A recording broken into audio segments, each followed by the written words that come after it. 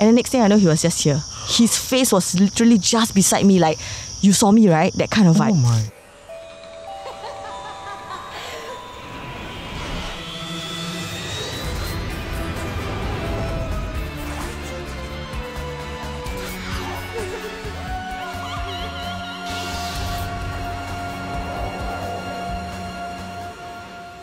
My name is Yu. My name is N. My name is R. My name is W. My name is K. And this is Tales from Incredible Tales, a show where we look back at the popular MediaCorp horror series. We are back for another season. Thanks to all of you guys out there, our fans. So we wanted to kick things off with a very special episode. We're joined this evening by not one, but two guests. First, of course, there's the host of Incredible Tales throughout its 13 years. You, welcome back. Hello. Hi guys, it's good to be back in this environment and location. This is like, Yeah. I want to say it's a treat because we had mentioned this in the last We season. We did. It's nice having very vocal fans, but sometimes they're a bit too vocal, so we're here now. Yeah, we're here courtesy of all of you. And plus, I'm here across N. And Hello. Hi, Anne. Oh my god. I'm not freaked out by the location. I'm freaked out by him. but why? Okay, you. Oh my god. You're like my child. Stop, So this episode is going to be at least half of N just fanning herself. It's okay, we got plenty of space. Okay, Just in case you guys forgot, N is another returning guest from last season as well. N is from True Horror Stories POV, the hit YouTube channel featuring short POV videos based on or inspired by true events. It's good to have you back again, N. Thank you for having me with a Yes. +1. Yes. Manifest, and you get. I know a lot of you listen to it at home in audio form, but this episode you have to watch on video. The reason being is that because we are on location. We are on location as requested by all of you. We are at Bukit Brown Cemetery. Yeah. So Bukit Brown Cemetery, based on research, is actually one of the oldest, if not oldest, Chinese cemetery outside of mainland China. This cemetery is very old and it has a lot of history. Yeah. Yeah. But I think it's really interesting and random to still have this in Singapore. Yeah. It feels as if we're not in Singapore. Yeah. Yep. And this is smack in the middle of town. Yeah, pretty much. So anyway, the reason why we are using our initials and not our names is because we are in the cemetery first and foremost, and we do have spiritual protection. We have help. We follow all the protocol. There's respect done. There's prayers done. So because we are still in the cemetery, there is a rule according to a certain religion is that you're not supposed to say the person's name in the cemetery, actual name. If not, things would follow you back. So bear with us for this episode. We will try our best to use initials. Yeah.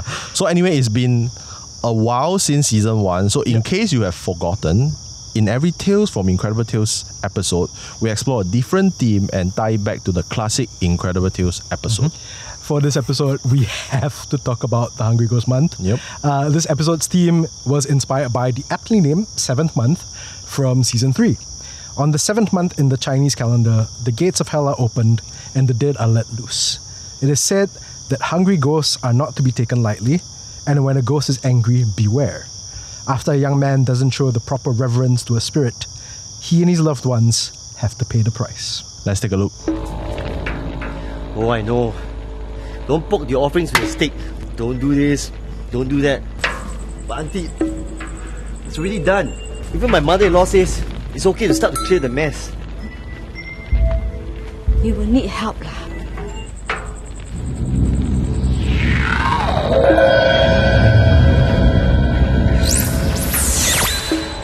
Don't do that! What? Get away! Leave him alone! Janice, are you okay? It's for her. For who?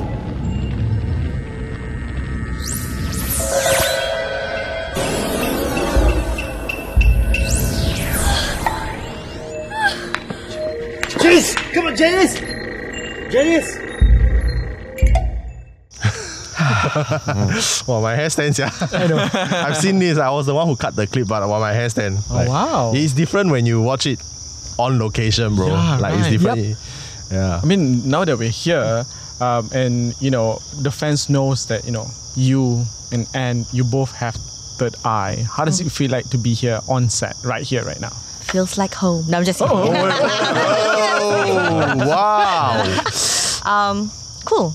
I'm actually very excited that you guys actually invited me here. Thanks for of all coming. episodes. Like, seriously. Yeah. I feel comfortable too, because I think we have taken the precautions and everything, and we are here out of respect. So now that we've established that, then we can just have a comfortable conversation to say, for me to say that, I feel comfortable. I feel comfortable being here with the rest of you, and also being here with our other special guests. Have you guys like watched this episode before? I remember bits and pieces of the episode. So what do you think of it? Like, especially for the both of you, like, you know, you guys possess the third eye. So on Hungry Ghost Month, you will be a bit more livelier, right? Is it is it different than other months? I think for me, it's not any livelier, because I think for me personally, I don't know if Anne agrees, is that it doesn't really matter what celebration or rituals or I tend to have the same experiences throughout. And I think in regards to the Hungry Ghost Month is because my parents are Chinese, you know, Chinese Daeju. So like in Thailand, fair amount of Thais are from Chinese descent. So there is the whole celebrations and rituals that are done in Thailand as well. So it's nothing that's foreign to me either. I agree with Art. In fact, like throughout the whole year, it doesn't matter what happens, whatever festival is going on, right? When we see it, we see it. But I would say that I would see something a bit more different than usual. That's the thing. Yeah, and previously before I got into this horror thing, right, I didn't know what it was. I was like thinking like maybe it's my eyes playing trick on me. Then after that, when I confide in some of the more well-versed friends of mine, and then they say that, oh, actually, do you see this during the Hungry Ghost? I was like, yeah, I think so. And then they say, oh, this is the da-da-da-da-da-da. Then I was like, oh, really? Interesting. Yeah. Speaking of that, do you have any experiences during the 7th month? I have two. Yeah, okay, I'm gonna start with the more chill one. Okay, let's go. Okay, so if you watch one of my videos, you better watch. But okay, it's titled Night Laundry. It was one of my earlier ones. God, yeah. So if you actually watch it, right, you can see that through my kitchen window, there's a big field down there. And during the 7th month, they would actually set up a big cage for people to actually make offerings there. Right. So there's this one time I was doing my laundry, and then my husband was telling me, hey, you better not do that lah, because they are burning stuff, you know. So it's better for us to use the dryer instead. So I was like, no, it's going to end soon. That's what I told him. Then I peeped outside the window, and I saw, oh no, there's a lot of people still gathering around the fire. So I told him, oh no, okay, yeah, you're right. There's a lot of people. I mean, I think the thing is going to still last maybe 1 or 2 hours more lah. Yeah. Then he went to the window. Then he was like, okay, no, just bring everything in. I was like, okay, what's going on? So I just followed him into the master bedroom, closed everything. And then he said, babe, there's no one at the fire. Literally, there's no one. And then when I said, and I think back, and I think again, right, the people that I saw, slightly taller than usual. I don't know. The cage is really huge, you know, because beside my house, the field is really like a big field. So it's not those tiny cage, not those small containers, you know. It's really the big cage. So I saw the people proportionate to the size of the cage. Wow. So then I realized, oh yeah, shoot. Then I asked my husband, oh my God, did I just acknowledge it or something? And he said, no, let's just do our prayers and hope that nothing happens. Yeah, so we closed our windows and thank God nothing happened lah. So this is the more chill encounter.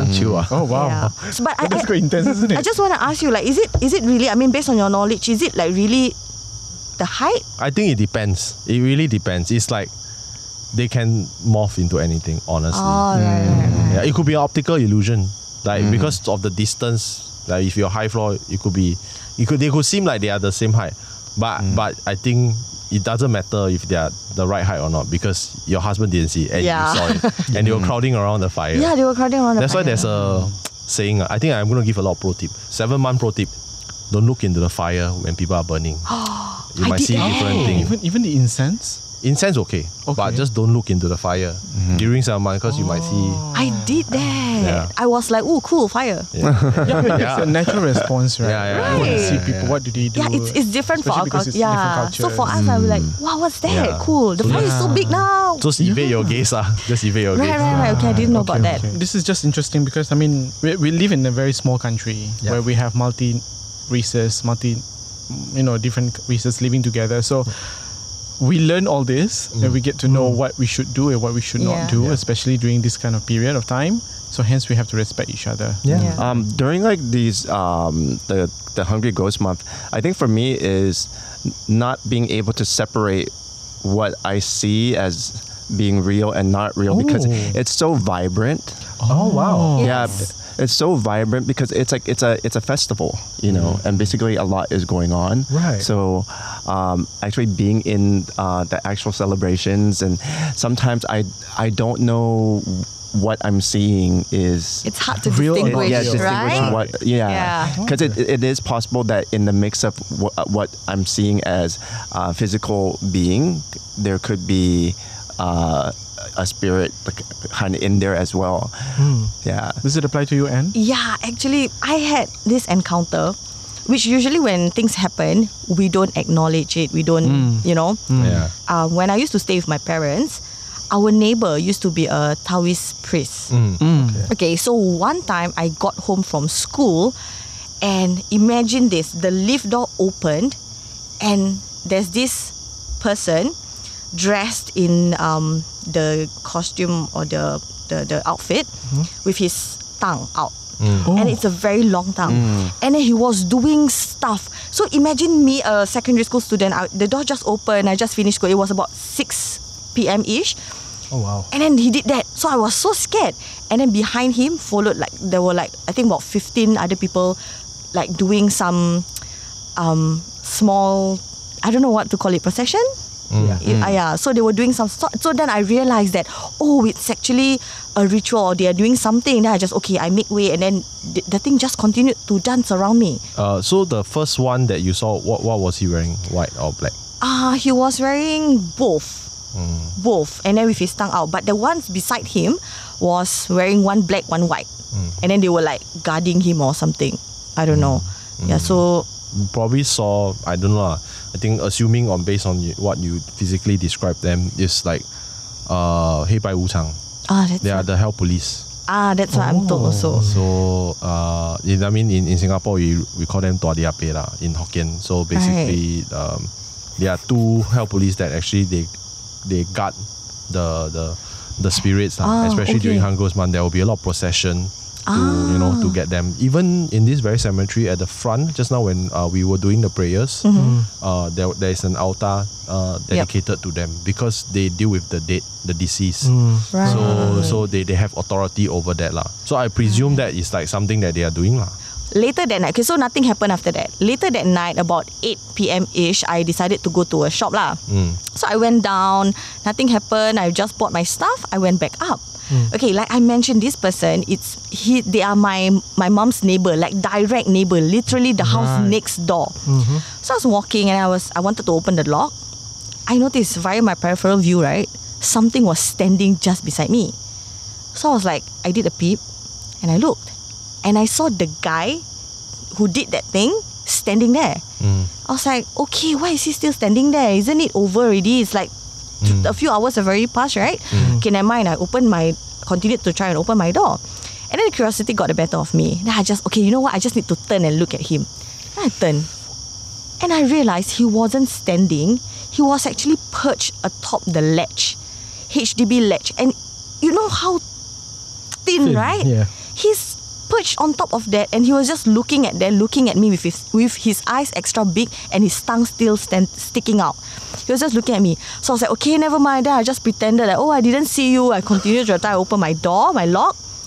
And the next thing I know, he was just here. his face was literally just beside me, like, you saw me, right? That kind of vibe. Oh my. Yeah, I just went in. I opened the door, went in, but then he didn't follow me in lah. Not that I know. Oh, but at that point you weren't like inside your house yet lah. No, I was just outside. No wonder lah. I went up to my my bedroom, which is just beside my neighbor's house, right? And I could see him already. Oh my god. So I don't know. I don't know if that's considered as him following me, or did I break a taboo or anything? As in he was inside your house? No, outside my window. And it's a double deck. So how can he be outside my window? No one is that tall, you know? Yeah. So until now, but it was a... I'm imagining. yeah, and he's still in that position, you know, with his tongue still sticking out. So when I did this True or Stories POV thing, right, then I confided in my parents. I was like, hey, do you know our neighbor last time? I was like, yeah, I know. Then my dad said that same night when the whole thing was going on, he came home and he saw the same thing still perched outside the neighbor's house. Yeah. So 2 versus sorry. Then I was like, okay, that means it's really, but I don't think it's human. That's why I agree with you when we say it's difficult, because I think maybe he imitated the guy in the one that I came out from the lift, right? So maybe I got a feeling that he pretended to be that guy, because I don't think it's humanly possible for someone to be perched on the railing like that. I live on the 8th floor, you know, anything could have happened. He could have lost balance or something. I don't know. I think it's difficult when if you see a lot, if it's like within the festival and you see a lot going on, that'll be more difficult. Yeah, it's more difficult. Yeah. But for me, it's like a small procession as well. It's like, especially when they have it around Yawalat, Chinatown. It's like it's very vibrant, but then it's also very ritual as well. Yeah. So a lot of times, if I'm in the procession and I'm seeing all this going on, then I start to get a bit confused with certain things I see, because certain things I see aren't very human-like. Yeah. Then that gets a bit distorted. So it's just very interesting. I like hearing from both of you, because both of you have third eye, so that hearing this experience basically means that across all third eyes possibly, you guys see the same. Like, I think we have different variations of third eye. I think some of us have less or more of. I think my third eye is probably less than N's. I have more of a sense and feeling of emotions. I sense the energy. So that I'm more, my frequency is higher in that area. Right. So that means, like, if we're together, then it's going to be, complete. Yeah, If exactly. we're together, they just say that. I did say that. And you are lucky your husband's not here. He's in my heart. He's in my heart. So what would you say, and what is your level? Like, what yours is more visual? Okay, I can only sense if it's malicious. Oh. Yeah, okay. Honestly speaking. So remember the first time we met and then you asked about the studio? The first thing I said is, aside from yes, I said that, but it's not malicious. Yeah. Right? Yeah. So that's the only feeling I can But you can see lah. Dude. Like, it was just here. Yeah, I don't know why it got more clearer as I get older. Oh, okay. Yeah. I think as you get older, from my own experience as we speak, is that all your everything that you have, it's more heightened. Agreed. So that's why. So as it's more heightened, then it's just clearer. Yeah. Yeah. So going back to your story, right? I think it's probably what you saw is it could be related to the 黑白无常 or some form, because there's different levels also, the hell police. So it's a form of hell police. I think it was just like, oh, you see me, hi, right, and that's his normal look. Like the tongue is really like come out on, and right, okay, because it needs to be fearsome for the spirits. They need to keep them in line. Right. And I think it's also like a form of fate, because not many people can see him. So it's an extension of what Kyle was saying. It's not so much that you did anything wrong or like you overstepped anything, but it's just your gift. And sometimes with certain beliefs, it's like it's special that you're able to see that. The thing that I saw perched outside, could it be guarding? Yes. Oh, right. It could probably be the guardian deity of that Taoist priest. So every priest will have like a deity they pray to. It could be that. And that procession, you just somehow saw it. It could be a procession of remove. You say there were a lot of people following, right? Dancing, right? could be like chasing out something that is not particularly good lah. Right. Okay. That makes a lot of sense. Yeah.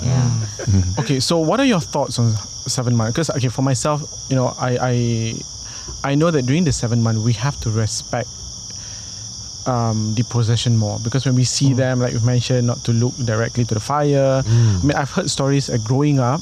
My friends tell me if you see an offering, right, don't kick or accidentally step on them. If you do accidentally, say sorry. You know, and it became a habit lah. So whenever it happened to me, I was just like, oh, sorry. You know, even though we have different beliefs. What about you guys? 7 months. I agree. Whatever he said. I agree. Second to that.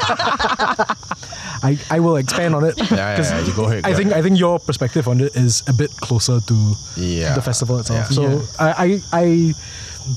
I'm gonna third them and I said I agree, but I will also add that I always found it very interesting, and I think it comes back to the idea of respect, because I've had this conversation with my mum before when I was younger. You know, I was raised in a different religion, and every time it was the 7th month, my mum would be like, don't come back too late. Oh yeah, 7 months. Yeah. You know, and make sure if you see the offerings, you know, if you can cross the road. Like she was really cautious. Oh yeah. It's like cross the road so that you don't accidentally step on them. And I always was confused by that, because I know it's not part of the religion that I was raised in. So I always wondered about that, and then as I got older, I realized no, it was about respect. And you know, even when, you know, we let's say we come here, or you know, whatever precautions, for example, that the spiritual master has set forth, just because it's not my religion doesn't mean I'm not going to follow it, because it's just a matter of respect. When is it the right time to clear the offerings? Why I'm asking is because someone I know works as the cleaner of a certain place, and then she was told that she needs to do certain things before she cleared the stuff. And then she followed the things, but then something still happened afterwards. Actually, you asked a very, very good question. I think the people who clean up the offerings are like unsung heroes. So I think basically telling them that I'm sorry if I offended you. I'm gonna clear it now because it's part of my job. But at the same time, they were human once, right? You can tell someone, hey, I tell you something, bro, don't get offended. But if the person get offended, you can't help it. Understand. I think it could be a rare occurrence. But I think usually to clear things, right, is I think after one day you pray, you can clear already. Right. You just need to say, I'm sorry, I need to clear this. Not when the fire is burning. Only do it when the fire is gone or whatever. Like the incense, nothing is burning already. You can clear. Okay. Yeah. If not, you know, most of the time the animals will clear it. There's this funny story that that my uncle told me. They happened to him personally. It's very funny. So he said that sometimes during 7 months in the day he will go and visit my grandfather's grave to do some offerings and prayers. And this was when my grandfather was still buried in Lim Chu Kang, the cemetery, before they exhumed, right? Layers and layers of graves but there was nobody because it's like an off-season kind of thing, so not Qing Ming festival. So he brought out the chicken and everything, like he prayed. And he turned, and then we turned back to the grave, the chicken was gone. The chicken was gone, gone. He was like, oh my God, Father, you come back. Because the Chinese believe that, you give the food to the deceased, they will eat it. Then after that, you bring back home to consume the food is good luck because it's descendants. Only in that case, not for hungry ghosts, not for the spirits outside, for your family. Right. Then he was like, wait, where the chicken go? Then he turned, the dog took it. Like a whole bunch of dogs took it. Somehow the dog went through like ninja training, like they were silent when they took the chicken, and then they were like tearing the chicken apart. It's like then he had like a really good laugh. He's like, wow, it's funny. That's a good one. Depending on it's time for them to move on. Yes. But maybe they can't move unless they have assistance. Yes. So whether we have the third eye or not the third eye, if we give merits to help them cross over, that's sort of why they are still lingering around. Right. Okay. Makes sense. So you've seen the Hungry Ghost Festival in Singapore before, right? Yes. So, are there any noticeable differences between how we celebrate it here and in Thailand? There are like slight differences. Okay. The scale? Is it bigger there? There, I feel like it's no. I was gonna say like everything's like centered around Chinatown. So like Right. you see, so I think the rituals and the processions are happening in Chinatown, and then the houses do it separately. Okay. Here, I guess it's the same and different. Yeah. Yeah, it's different because it's like a different country. Yes. And I see like little bits and pieces that's different. For me here in Singapore, I see like some of the performances. The Getai. Yeah, the Yep. Getai performances. I don't see the performances in Thailand. What I see is like more of like the parade. Oh, Yeah, okay. there's like a parade and a procession of like for the Hungry Ghost. So it's like very lively, very vibrant. Right. Here, it's vibrant in a more theatrical way. Yep. Okay. So that's the difference that I've experienced. All right. But for me, it's like I guess my experience with the Hungry Ghost is I'm not freaked out by it or creeped out. For me, it's sort of like celebratory. Yep. Yeah. Yeah. That's nice. Yeah. Yeah. I think Singapore, Malaysia, and Taiwan are the three places that still do the whole Getai, the whole more like showy kind of thing, like the big burning, that kind of thing, like sort of retaining that history. Actually, I think it's also quite dangerous too in this day and time when like everything's so dense. Yeah. Because there was like news like I think like in the last maybe a year or so where a grandma she was doing the burning for the Hungry Ghost 7th month, and the whole balcony and her flat just burnt. Oh god. And it was a whole entire floor that she was on. Oh wow. Yeah. Oh no. Yeah. So that's the danger of any ritual in any religion. Right. It's Yeah. like to practice caution. Yeah. okay. So I just need to do a vibe check. Yeah. Everybody, okay? What's a vibe check? Like, how's your vibe? How Are do you you feel? feeling? Especially you. Are and you Ann. vibing with us? Yeah. Yeah, I'm good. You and Ann, okay? Are you vibing? Okay. You alright? Okay. Okay. Good. Okay. Yeah, I'm good. I'm good. We're vibing. Okay, how are you doing? Oh, I'm very comfortable. Okay. Yeah. You look good. You look good. I'm fine. I just okay. Look, we can keep this in, but I keep hearing the lizard noises at the back, and that's No, I know. That's lizard. No, I'm just No. Why do you legit lizard still? I'm not. So I love that we're talking about this, how we are feeling right now, because I think one of the superstitions that we saw in the episode is that to not poke the offerings with a stick. Yes. Right? So what are some of the superstitions that you have heard of for Hungry Ghost Month? I've got one. Getai, you're not supposed to watch. I know I was told that I'm not supposed to watch it as a child. really? It's an extreme precaution. Oh, is it? Is it? But it's more like you can watch, but don't sit on the front row. yes. The front row is for the spirits. It's a- I only learned about this fairly recent. Thankfully, I've never gone to a Getai before, but I only learned about that recently. You should go. It's very happening. Yeah, but like, yeah, very good. I think it literally was from you. I learned that you're not supposed to sit in the front row. The front row is for the deceased. Yeah. Yeah. Okay, so what if you accidentally sat on the front row? Apologize. Yeah. Yeah, because you don't know. Yeah. So I think It's like physically sitting on someone. Like, Yeah. Essentially. Yeah. Yeah, but I think like the extreme precaution is don't watch at all. I don't know about that, but I think it's quite fascinating. It's literally a concert, like a Yeah. concert. Oh, yeah, Then there's yeah, a lot of people, like I mean actual people, Yeah. really attending the concert, and it's like just for everybody. So it's like a festival. Yeah. in that sense. Just that I think is cool. Yeah. Okay.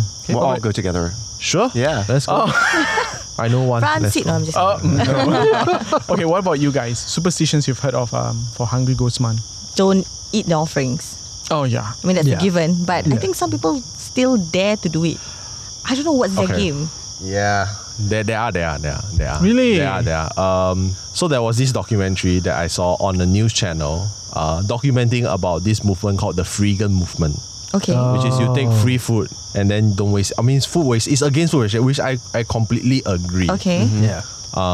And these people that are doing it, like the ones that they feature, they are Chinese. Okay. So that one of the movement is to go around during 7 months, pick out all the oranges. Okay. And they are good oranges because, we always pray with Yeah. like 2 Good ones. oranges. Yeah. Then they're like, oh, this is good. Then we can give it to the needy. It's a very good idea, but you forgot the aspect of the spiritual part. And then I don't think they pray before they take. Oh dear. But technically, you're not supposed to take because it's for the spirits. So, interestingly, like in not maybe not in regards to the Hungry Ghost Month, but any offerings for spirits and any rituals that we do in Thailand, it is encouraged to take the food and to eat the food, and because after the offerings, because the thing is, after the incense run out, basically the offerings has already been given to the spirits in the spirit world. So then now it's back to the tangible physical merits, all the food. So it's believed that there's even more blessings in the food that has been given in the ritual. So people want to take the food. Wow. Yeah. I have another question. Let's say, you do the burnings and then papers fly out. Right. And then they happen to go into your house, because especially HDB, sometimes your window might be open at night and then they go into your house. How should you react to it? it's okay. It's okay. You can just pick up. Can you say sorry, lor? Sorry, it's okay. Yeah. Okay. Just throw it away. Yeah. It's because it's not meant to go into your house. That it's not really a pro tip lah. But for me, right, I do burn during the 7 month, but I burn not a lot lah. But I always close my window, cause I personally don't like the smell. Right. Yeah. Okay. Yeah. What about those papers lying on the floor? Are you allowed to?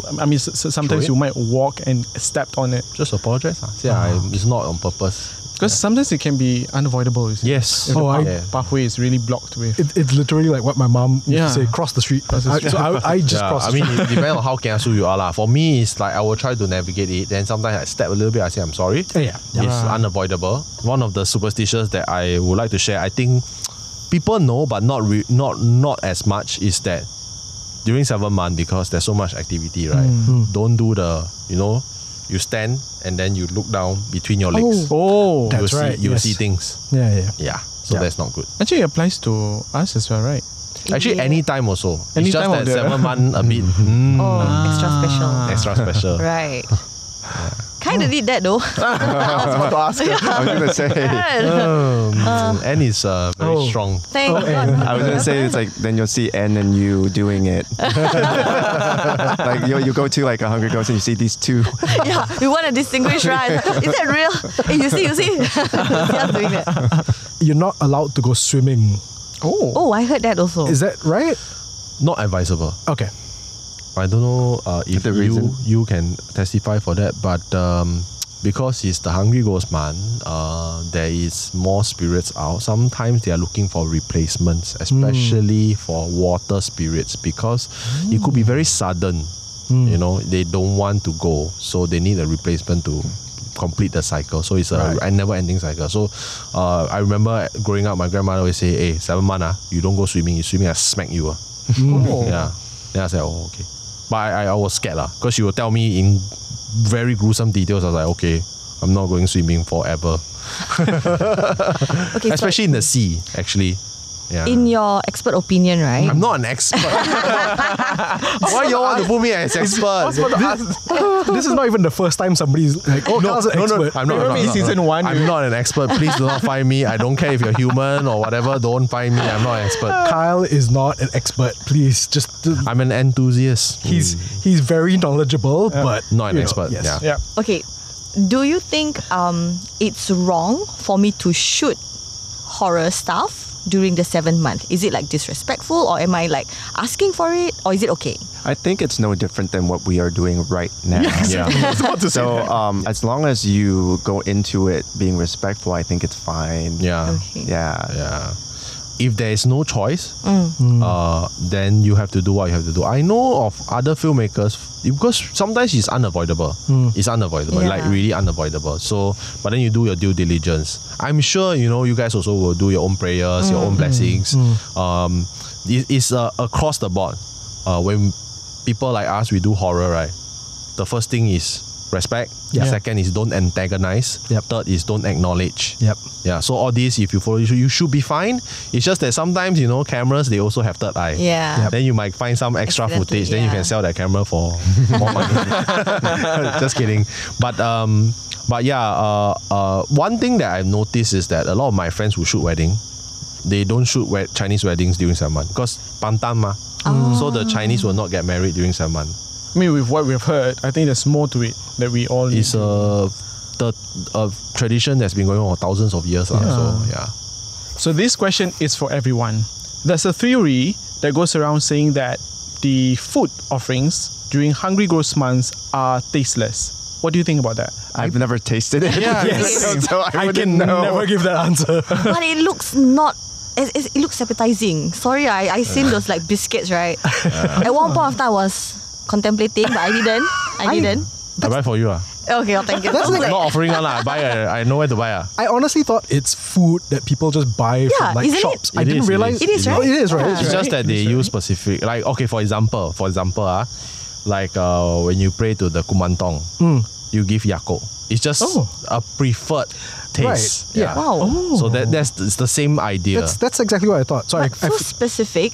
Yeah, like that probiotic drink lah for that particular entity. So for the Hungry Ghost, it's like someone started it. You know, the small little low biscuits, right? Those biscuits, then they put because you need something sweet. I don't know what's the mythology behind it, but you need something sweet as part of the offerings. Then with the food, and then depends on your belief. Sometimes the food is vegetarian, not necessary meat. Depends, and also depends where you are at. In Thailand, they have like the vegetarian festival once a year. Vegetarian festival. Yeah, for the ghosts. So it's wow. My first time hearing so about it's it. like specifically, it's sort of like an extension of the Hungry Ghost, but it's like pure vegetarian. You can search and look it up. It's where like you have these crazy rituals that's happening, like huge giant like swords that's being like put through the mouth and everything. They are being possessed by the deities.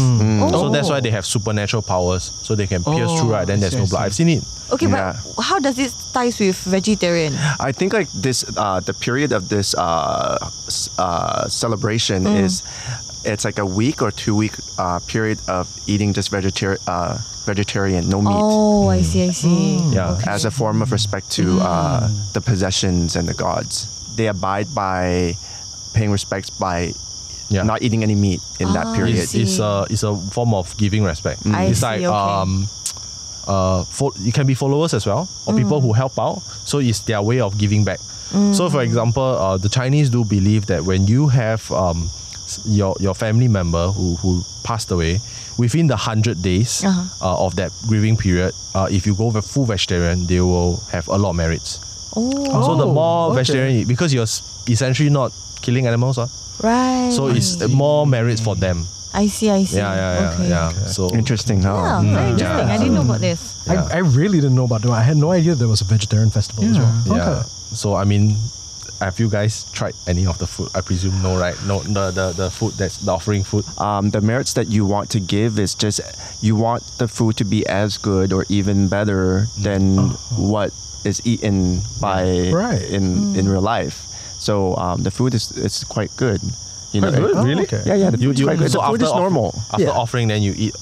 The taste doesn't change, For me, it doesn't change because the thing is like when if they have a basket of apples, it's probably that one apple that has the incense that's poked in that you won't eat that particular apple. So it tastes like just a normal apple lah. What about meat? Meat? Like offerings? Like it's more like food that's been offered. It's just like any food that that you eat. So for me, it's like it just tastes normal. I have a different perspective and experience on that. Then every death anniversary we will like pray, and then we have a lot of food. And then some beliefs is that you need to serve a certain amount of food, like fish, chicken, all the poultry, like vegetables, that kind of thing. Yeah, then for them for full meal, then you will invite back all the ancestors for like a family dinner. Then you pray to them, then you burn. Is that Cheng Meng? Yes, it applies for Qing Ming, but it also applies for death anniversary. So because that's their new birth date, you see. Right. Yes. So then after that, then you can eat, right? So every time I eat the food, I mean, it's like my grandma will whip up very nice food, like curry chicken, all these, like very nice. But by the time they offer it, it tastes bland. Like it's been eaten. It could be a psychological thing. But I grew up experiencing that. You try heating it up. No, we tried. Then I complain and I say, I mean, I'm very privileged. I complain, hey, the food like not nice. Okay, I will prepare. Next time I prepare a separate section for you all. Yeah. Then maybe like after leftover, then we mix together. Then keep that's a very interesting observation because I think for me when like you were asking, like I don't really dig into the food as if like it's a whole meal. Like for me, it's like I just maybe like a bite or 2 bites out of the tradition of getting the merits of the blessings of having it been offered, because I think the way my mom has like embedded, it's like, no, you have to take a bite, or like you have to take a bite to get that blessing. So it's like, oh, okay. But it's in some ways I've had similar experience with Kyle, where it's like I just feel it's bland. But it's like but I guess like psychologically it's good because it's been made good. So I think my answer was like from a psychological point of view that I know like the best food is being given, but the realistic answer to it is like after taking a bite, it just tastes like normal. It could be like it's out there for a while. Food you put out there for like 1-2 hours, the taste not the same. Right. So your mind is like, this is not good. And it's like, it's great to be back, but I cannot wait to get out of here. Truth be told, it's more for the sound of lizards than for anything else. And why are you guys messing with me? So let's wrap this up with our morbid fact of the day, Kay. So, different regions and different countries celebrate Hungry Ghost Month, or like that period, differently. Ke Thais are mostly, like as mentioned, Ke Thais are mostly Singapore, Malaysia, some parts of Indonesia and Taiwan. However, Taiwan focuses more on the lanterns and the lamp. And Japan, they focus more on the gift giving, but the gift giving part is unique because they do their Hungry Ghost Month is not called Hungry Ghost Month, they are called Obon. Right. So in fact, it's about the same period as Hungry Ghost Month. So it's where it's a very interesting one because Japan is much bigger than Singapore, and people usually work in the cities. They don't go back to their hometowns. But during the Obon season, it's like a internal travel season. It's like packed because it's summer, then it's packed. Then everybody travel back hometown for like a week, and then they will pray to their ancestral spirits for blessings. So and then there's like summer festivals and stuff. So it's like a big cultural thing. I think every culture has not specifically a Hungry Ghost Month, but at least festivals honoring the deceased. So it's interesting. I think the differences in the different cultures and regions, that's the stuff that really I find quite compelling. A lot of times it comes from the same root, but then it just expands differently when it goes into a different landscape, different culture, different place. Agree. Hearing from you saying that you eat the food offerings while here we don't, so that's something unique, something that we all learn. It's like the end goal and means is the same, but then it's like getting there is different, which makes it very interesting. It all comes from the whole idea of like giving. It's giving energy, giving light. It all comes from the same place. Right, so thank you once again, you and Anne, for joining us. Alright, it's been great. And thank you to all of you for tuning in to Tales from Incredible Tales. New episodes go up weekly on MeWatch, meLISTEN, YouTube, Spotify, and Apple Podcasts.